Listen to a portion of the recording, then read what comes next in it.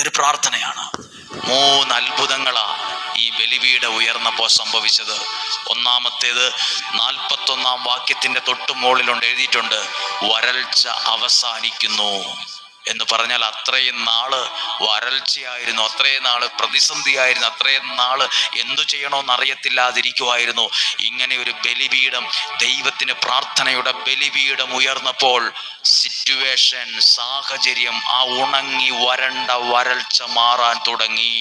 Daily ബ്ലെസ്സിങ്ങിലൂടെ വചനം കേൾക്കുന്ന നിങ്ങളോട് പറയാം, എന്ത് അനുഗ്രഹമാ കിട്ടിയത്, എന്ത് നന്മയാ നിങ്ങൾക്ക് കിട്ടിയെന്ന് ചോദിച്ചാൽ ഒരാൾക്ക് പറയാൻ ഓരോരുത്തർക്കും ഉണ്ടാകും.